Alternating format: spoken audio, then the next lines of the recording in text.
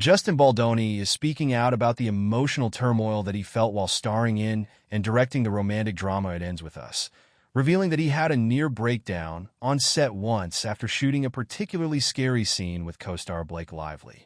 The star explained on a recent episode of How to Fail with Elizabeth Day that his dual roles in the film meant he had to project authority as a director while simultaneously wrestling internally with his character Ryle Kincaid's actions throughout production. Based on Colleen Hoover's novel of the same name, It Ends With Us follows Lily Lively as she falls in love with Ryle, who begins to abuse her. Directing is a very lonely job, I'll just be very candid, because you are kind of at the top of this totem pole, Baldoni said.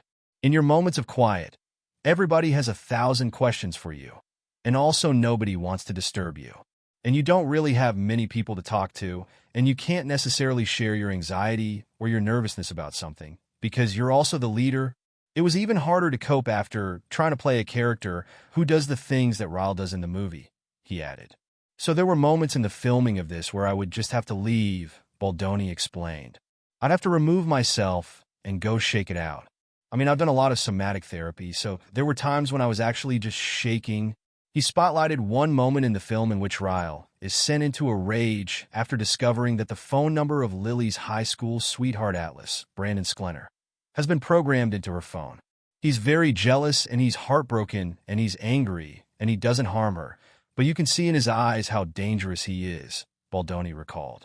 After that scene, I had a near breakdown, and I had to leave and just cry and shake because there was so much pain.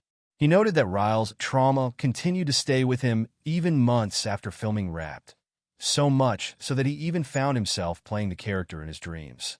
What's hard about a character like that isn't necessarily what he does. What he does is a result of what he has kept in. And so what's hard about having that in your body is having the trauma live in your body of what he's experienced, or creating that trauma in your body and creating that insecurity and the pain and the feeling that you shouldn't actually be alive. Your brother should be. It's all your fault. Nobody really loves you, he said. That was very hard, and that took a few months. I had dreams as him for a while, and it lived in my body, but I think for the most part, he's out. Baldoni previously told Entertainment Weekly that he never planned on playing Ryle, but an email from Hoover convinced him to take on the role in addition to his director duties. It really got me thinking because she knew the character better than anybody, he said. At the time, I was on Jane the Virgin, so acting was really all I was doing. I think it was a combination of the people around me and that email from her where I was like, maybe I should really consider this and try to bring something to Ryle that maybe the readers of the book hadn't pictured in their mind.